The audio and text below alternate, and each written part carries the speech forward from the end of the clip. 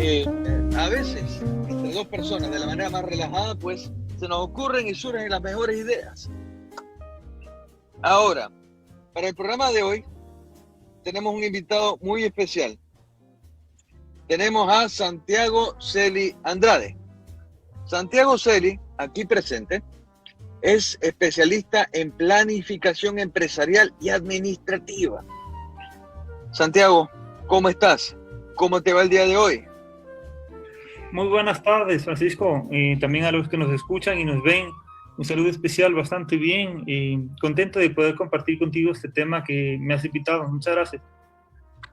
No, gracias a ti por asistir, y es un tema pues de bastante actualidad, porque mucho se habla de que el Ecuador está sumido en corrupción, que el Ecuador pues es un estado caótico, pero realmente, ¿no? Aquí si es que queremos hablar de una manera lo más serio posible, es qué soluciones tenemos para el Ecuador, ¿no? Y ahí es donde te planteo la primera pregunta de esta conversación más que entrevista, Santiago. ¿Qué tan mal está el Ecuador en la actualidad? Me refiero a nivel de estructuras administrativas eficientes. No estamos hablando solamente de políticos corruptos, no, porque no importa a veces, ¿no? Qué tan corrupto, qué tan no corrompido esté un sistema, si es que realmente no está organizado de una forma en la que sea eficiente. Y tú como especialista, pues en organización empresarial y administrativa, seguramente podrías darnos un mejor criterio sobre si el Ecuador, como está estructurado, no exactamente a nivel jurídico, pero a nivel de modelo administrativo, es un estado que podemos proyectar al futuro como eficiente. ¿Qué opinas tú de aquello, Santiago?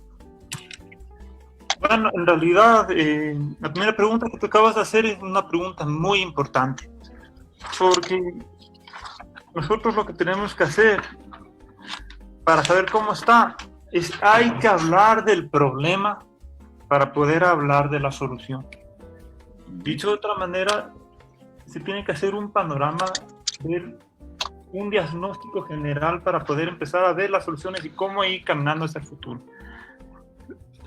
Definitivamente el país, el Ecuador, está mal en comparación a muchos países. Por ejemplo, yo tengo cifras, índices de organismos internacionales en las cuales hacen ciertos estudios, ciertas valoraciones para medir ciertos parámetros en el país en comparación al resto del mundo. Por ejemplo, el índice de desarrollo humano nos ubica al Ecuador en el puesto 85 de 187 países en el mundo. Y otro índice, por ejemplo, para el índice Doing Business, de cómo está el país para hacer facilidades de negocios, de cómo está la estructura interna, de cómo las facilidades son para que en la canalización de créditos a la empresa, al público en general. Es un índice que nos pone en una posición muy baja. El índice Doing Business nos ubica en la posición 129 de 190 países.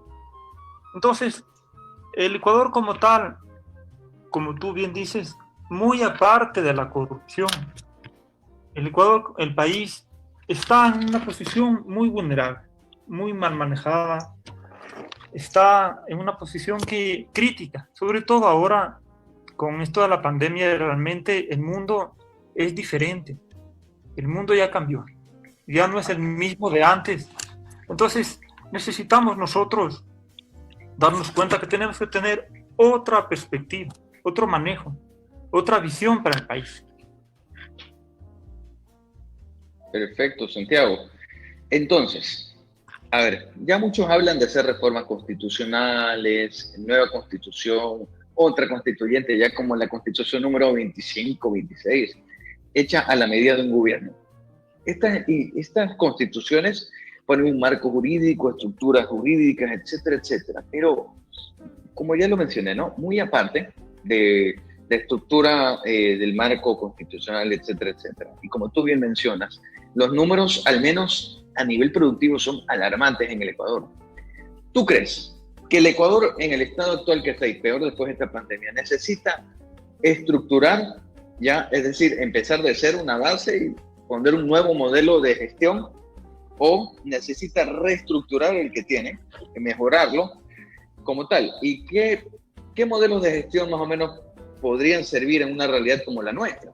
Me refiero en el estado que se encuentra nuestro país, etcétera, sino qué realmente puede hacer que en base a nuestros recursos, tanto petroleros como agrícolas, ya el Ecuador pues puede ser un país mucho más productivo. Y esto alejándome del típico debate ideológico, ¿qué es mejor? Socialismo, comunismo, capitalismo. No. Hablemos de cosas eficientes, hablemos de modelos de gestión, modelos que hagan más productivo un país. Por favor, Santiago, cuéntame. Gracias, Francisco. Mira, cuando estaba revisando cifras, datos respecto a cómo está la estructura del Ecuador, me encontré con un dato interesante, no solamente a nivel de ministerios, no solamente a nivel de secretarías que existen en el país. Hay unas centenas de secretarías en el país, y ministerios hay, me parece que son como 17, 18 ministerios en el país. No se trata de eso. Investigué acerca de cómo está conformada la organigrama de la presidencia. Solamente debajo del presidente, que dependen de la presidencia como tal, hay una estructura bastante grande, bastante amplia, en la que solamente en ese grueso de organizativo y funcional es muy amplio. Pero el problema no está ahí. El problema no está en la cantidad de ministerios, el problema no está en la cantidad de secretarías, no está en las dependencias del Estado, municipios, etc. No está ahí. Está en cómo está organizado. Está también en las personas que lo dirigen y lo manejan. Entonces, para poner en contexto lo que estoy exponiendo, inclusive están diciendo ahora en los debates, en los foros, en las entrevistas, en los medios de comunicación como la radio o como también la televisión, a nivel también universitario y en el ámbito educativo, en la academia, que el Estado es un Estado grande. Realmente, yo, después de analizar cómo se están comportando otros países que les está yendo muy bien, como Noruega, por ejemplo, que es una economía, un país y una sociedad bastante organizada, bastante pujante desde hace muchos años ya, el nivel de la participación del funcionario público es demasiado alta. La población económicamente activa en comparación a cuántos trabajan para el gobierno y para la gente en Noruega es el 30%, Francisco, imagínate. Y aquí en el país, en el Ecuador, según cifras oficiales que pude obtener, estamos alrededor del 9 al 10% de personas de la población económicamente activa trabajando para el gobierno. Y aún así dicen que es un estado grande. Pero no se trata de eso, se trata de cómo está administrado, de cuáles son las funciones, de si realmente quieren trabajar para la gente. Ahí está el problema. Entonces, ¿qué es lo que vi? El problema es quiénes están al frente. Hay mucha cuota política. Yo le escuchaba hace un par de semanas atrás, cuando le preguntaban a la ministra María Paula Romo acerca de cómo están conformadas las embajadas a nivel internacional. Las embajadas tienen que servir para canalizar la relación internacional con el país y llevar el país hacia afuera. Y ella misma respondía que hay un porcentaje que por ley tiene que estar conformada por cuota política. Entonces ya desde ahí ya estamos partiendo mal.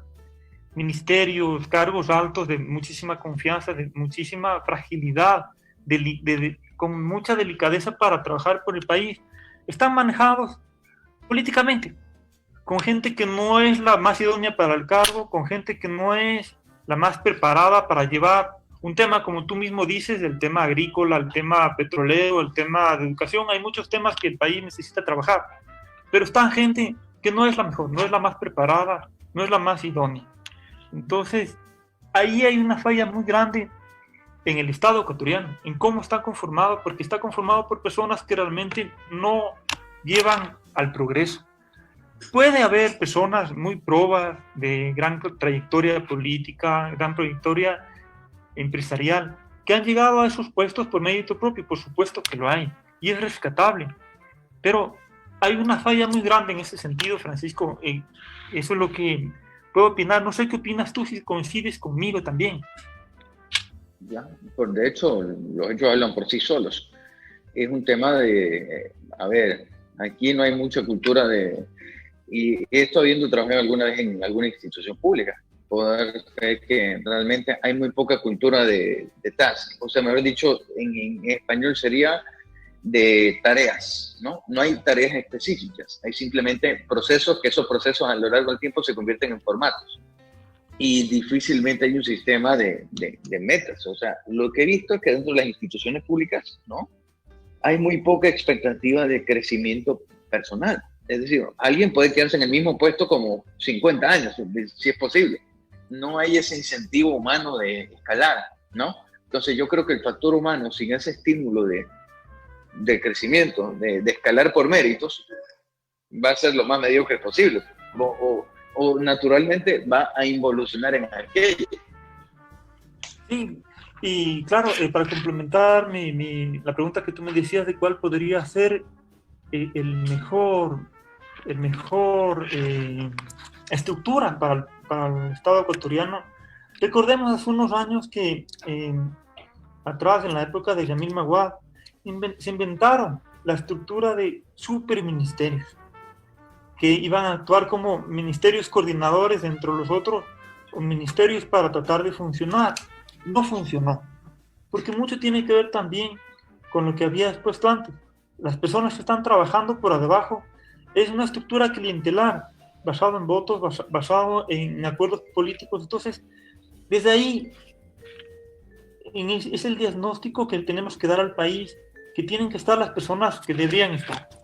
Claro, por otro lado, uno de los factores que está causando daño a la administración es el populismo. Es también que los equipos de trabajo que integran no son eficientes, y no llevan también las políticas y están mal diseñadas. Entonces, el tamaño del Estado tiene que depurarse. La forma de cómo organizarse tiene que llevar a una estructura muy diferente. Y tú en tu intervención mencionabas la Constitución Política del Ecuador. La Constitución es muy rígida y hay cambios que se necesitan hacer ya y no se las puede hacer para cambiar esa estructura porque se contrapone con la Constitución. Claro, hay otro tipo de trabas, ¿no? La asamblea, el tema de la corrupción, que es un problema extremadamente difícil para manejar. Y hay otro tema que tiene que ver con la eficiencia y la eficacia. Si bien es cierto, muchos profesionales que conocen del tema hablan y dicen la eficiencia y la eficacia, pero no la aplican en la cartera de Estado, no la aplican dentro de la presidencia, no la aplican dentro de los diferentes organismos de control. La burocracia, el nivel de burocracia es extremadamente elevado, de manera que yo quisiera que el país a futuro, nosotros tenemos que mirar un país nuevo, un país tecnológico. Hay un gran ejemplo que está sirviendo de modelo para el resto del mundo, que es Lituania. Que Estonia. Es un país altamente digital, fue considerado el primer país digital del mundo, en lo que tú vas a hacer trámites con el Estado, pagar impuestos, tener tu seguro social, tener tu empresa, hacer trámites diarios como gestión de agua, servicios básicos. Lo único que necesitas es una conexión de internet. Nada más. Y en cuestión de muy poco tiempo, de muy poco esfuerzo, tú ya tienes todo funcionando. Si bien es cierto, ahora el país ha avanzado en los últimos años en incorporar la tecnología para acercar a la población, pero no puede ser posible que ahora, a través de la tecnología, se vuelva también un tema muy burocrático. Abrir, por ejemplo, un RUC en línea está tomando varios días, y si no un par de semanas, cuando presencialmente tú lo abres y llegas a la ventanilla del servidor público Y el servidor público en cuestión de minutos te abre el RUC, firmas el documento y ya está. Entonces, no hay coherencia con lo que el gobierno está queriendo hacer. Entonces, no están bien implementadas las políticas para ir hacia un país mejor, hacia un país del futuro, que el Estado como institución tiene que trabajar ordenadamente para regular y servir a la población y generar este tipo de situaciones, ¿no? Sí, me parece que es un punto bastante válido. ¿Y cómo empezar a llevar este modelo en nuestra realidad del Ecuador?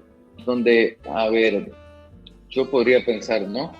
Empezar por el bajar a casi cero los aranceles de importación de equipos tecnológicos, porque aquí, pues, contrario a lo que decían ciertos políticos populistas, ¿ya? La importación de tecnología no es algo que exclusivamente para los ricos, ¿no? Son herramientas tecnológicas que sirven para el desarrollo de los sectores más pobres del país, que tienen tanto derecho como los ricos a tener acceso a la tecnología.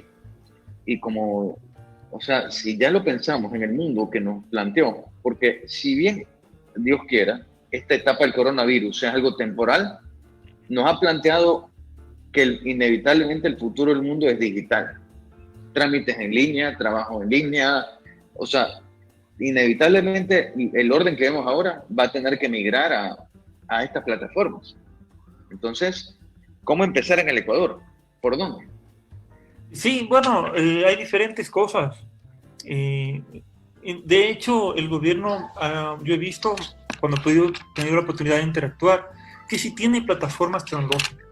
El tema es que el flujo de procesos con los que están trabajando no es el más idóneo, no es el más adecuado, ¿sí? Y aquí en el país hay muy buenos profesionales en el área de tecnología, en el área de desarrollo, que incluso se exporta. Servicios de desarrollo aquí en el país se exporta hacia afuera. Pero, como insisto, el tema está en que aquí en el país las políticas públicas se están manejando, no solamente es el manejo el bono solidario, no solamente es el manejo de los impuestos, de ese tipo de cosas. Las políticas públicas tienen que ver con un sinnúmero de cosas a nivel general, a nivel de población, que realmente no se está canalizando adecuadamente. No hay un estudio previo, no hay un análisis. Por ejemplo, hace unos años se intentó implementar una cédula con chip para poder hacer los trámites más ágilmente. Y eso quedó truncado por el tema de la corrupción, quedó truncado por el tema de acuerdos políticos mañoseros. Entonces, Ese chip, ¿no? sí, exactamente. Eso Nunca supe para qué servía. Este ideador, no creo. Pero ahí está, no se le está sacando provecho. Como le digo, la tecnología existe al servicio de la ciudadanía, existe al servicio de los trámites públicos, pero hay mucha burocracia. Como decía hace un rato, el tema de que nosotros podamos hacer un trámite tan sencillo como abrir el RUC, no puede demorarse varios días, tiene que ser ágil. Mucho tiene que ver con la confianza que las instituciones tienen que brindar hacia el público. Tiene que ver mucho con la cultura del país, porque si nosotros cambiamos esa situación y aprovechar la tecnología, aprovechar el tema de la penetración celular, por ejemplo. Hay países en África, cuando nosotros hablamos de África, decimos que es un continente muy subdesarrollado, pero hay ciertos países que con celulares de tecnología 2G, estoy hablando de tecnología de hace 15 años atrás, con eso hacen transacciones bancarias. La gente pobre inclusive va al mercado a pagar, a comprar, y hace transacciones bancarias para pagar y cobrar y comprar víveres en África. Entonces, tiene mucho que ver también con que la gente ponga confianza en las instituciones. Entonces, el Ecuador del futuro, a donde nosotros debemos ir, tenemos que partir de una base, diagnosticar cómo está ahora. Está muy mal, los índices hablan por sí solos, estamos en una posición sumamente mala. Por ejemplo, si nosotros comparamos con nuestros vecinos de Perú y Colombia, como inversión extranjera directa, el país de Ecuador está en el puesto 84. Perú, que está vecino sur, está en el puesto 45. Colombia está en el puesto 35. Chile está en el puesto 30 de todos los países del mundo. Entonces, el Ecuador necesita modernizarse. El Ecuador, el Estado como tal, tiene que dar las facilidades para que todos los órganos del Estado funcionen ágilmente, en menos tiempo. Menos tiempo para poder hacer las cosas y llegar al público en diferentes formas y servir a la ciudadanía. Un punto muy importante que vale la pena topar ahora es el tema de la descentralización. Casi todo está concentrado aquí. Todo, absolutamente todo. Y muchas personas se ven muy desatendidas a nivel nacional porque tienen que venir a las ciudades principales como Quito, Guayaquil, Cuenca, Santo Domingo, y el resto está muy olvidado. Entonces, ¿de qué manera podemos sacar adelante el país si es que el Ecuador, la institución que debe velar por el progreso, que es el Estado ecuatoriano, no está bien organizada? No tiene una estructura clara. Hay secretarías, hay entidades que tienen fines similares.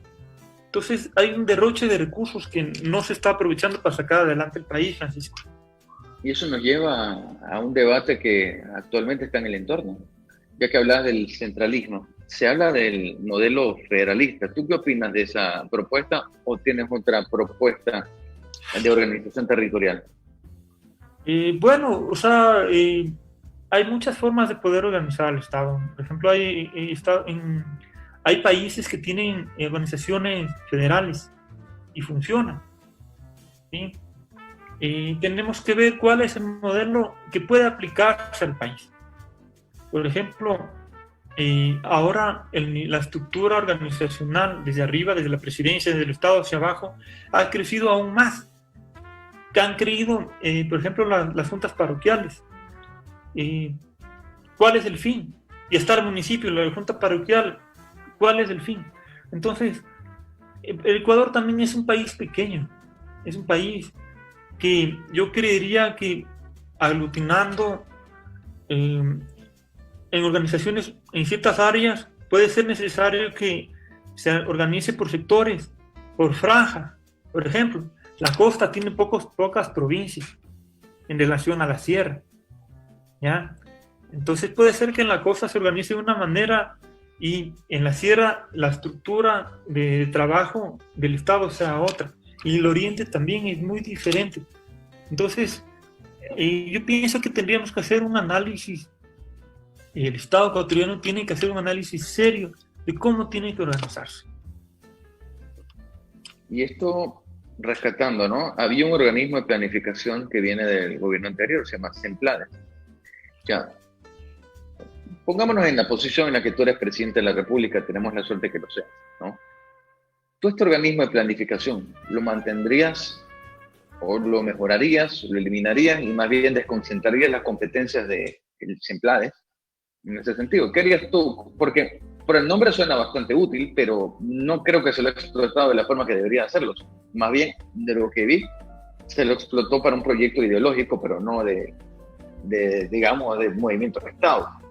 Sí, coincido contigo. Lo que tú dices suena bien, porque CENPLADES es Secretaría Nacional de Planificación y debería concentrarse desde ahí para que las demás cosas funcionen, pero jurídicamente la estructura del Estado es otra. ¿Quién está a la cabeza? Presidencia, está la Asamblea, está el Poder Ejecutivo, el Legislativo, está el de control, transparencia y social que se inventaron. No sirve. Y realmente no pasa por ahí. O sea, se contraponen. Hay políticas que se organizan a través de ministerios y no va de acuerdo a la Secretaría. La Secretaría planifica algo, no va de acuerdo con otras entidades del Estado. Entonces, hay una ineficiencia. Pero la idea sí es buena de la Secretaría Nacional de Planificación, el CENPLADES. Lo único que sí recuerdo es que estuvo bien hecho, habían organizado la matriz productiva. Fue interesante. Y he tenido algunas experiencias cuando he tenido que trabajar con clientes, cuando he tenido que proponer una solución. Uno de mis clientes dice, voy a revisar cómo está la matriz productiva.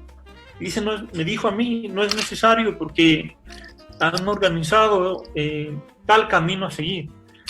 Y yo creo que algo bueno que sí salió de ahí, me atrevo a decirlo, puedo estar equivocado, es el tema cuando se dieron cuenta que la capacidad de generación eléctrica aquí en el Ecuador, siempre sufríamos de apagones. Acuérdate que sí, había la hora Sisto, había también el tema de que el fraccionamiento de horas, el tema de que ciertas ciudades o ciertas horas tenían que apagar todo, habían apagones obligados.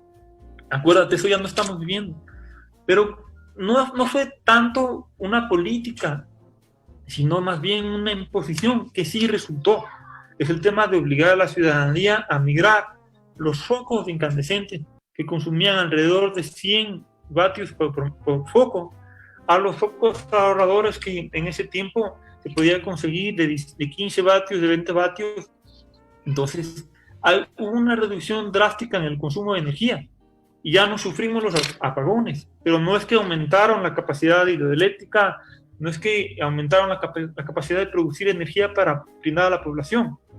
Entonces, en ese punto la Secretaría Nacional de Planificación sí dio su aporte, pero hay muchísimas otras más áreas que están muy mal diseñadas, muy mal planificadas, y creo que habría que hacer una reestructuración.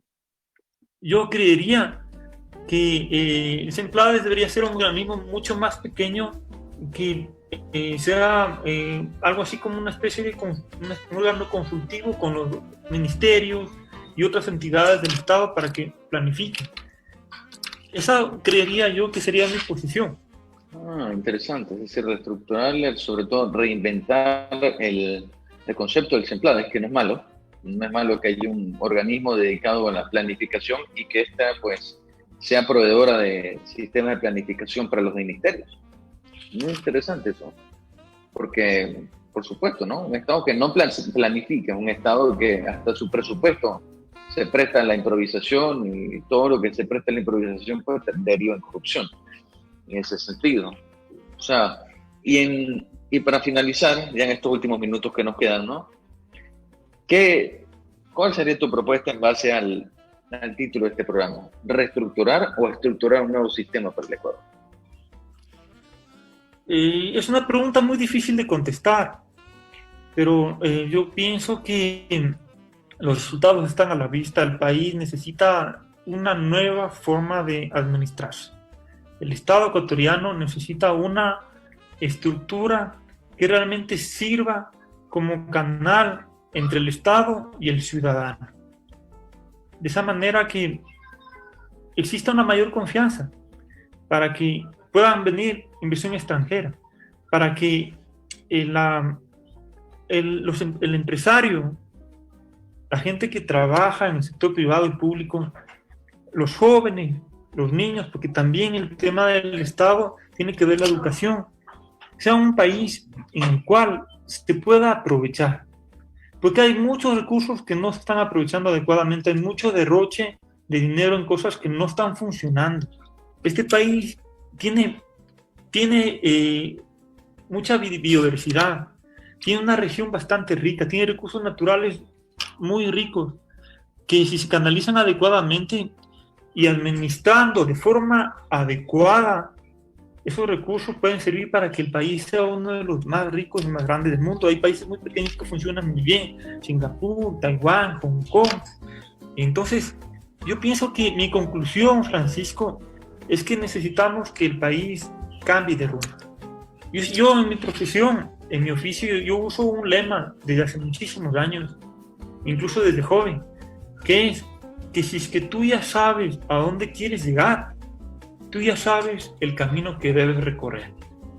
Yo pienso que debemos cambiar la estructura, cómo está funcionando el país, para ir a un estado del futuro, a un estado digital, pero que no sea burocrático, sino que realmente si alguien necesita hacer un trámite, si alguien necesita hacer un reclamo, si alguien necesita hacer algún cambio, proponer algo, sea muy fácil, sea óptimo, en corto tiempo y que realmente se viabilice.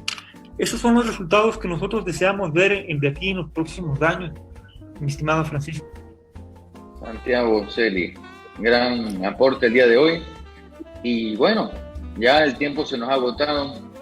Y por mí espera, pues hubiéramos seguido conversando de largo de este tan interesante tema, ¿no? Que es la proyección del futuro. Y me quedo con esa frase que dijiste, ¿no? Si sabemos a dónde vamos, sabemos qué camino es el que vamos a recorrer.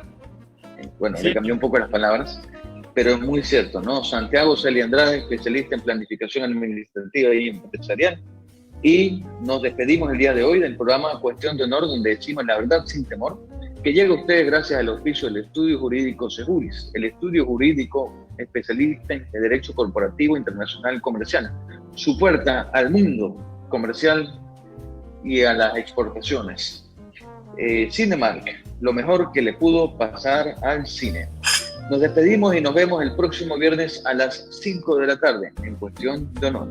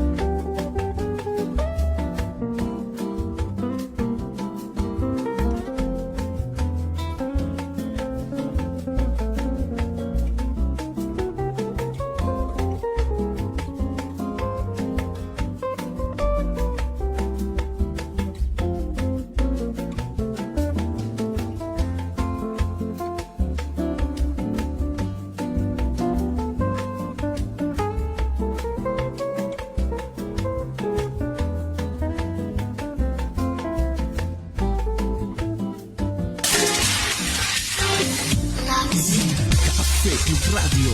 Escucha la mejor música solo por la radio más cargada de la red, Café Club Radio. Café Club Radio. Inicio de espacio publicitario.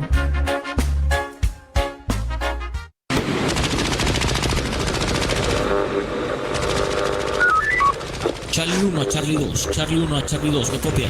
Fuerte y claro, Charlie 1. Operación Cine empieza ya. Copiado, Charlie 1. Salgo de oficina, voy por las chicas y nos vemos en el snack bar. Listo, Charlie 2, entradas a las películas ya en mi dispositivo móvil gracias a la aplicación de Cinemark. Cambio y fuego. Solo en Cinemark vives la emoción del cine. Disfruta de nuestras butacas D-Box y nuestro sonido envolvente XD. Aprovecha nuestras tarifas reducidas y combos de locura. Revisa nuestra cartelera de tus películas favoritas y compra ya tus entradas en línea entrando a www.cinemark.com.es o compra ya tus entradas en nuestra nueva app. Cinemark, lo mejor que le pudo pasar al cine. Disfruta de una estancia placentera en el corazón de la ciudad.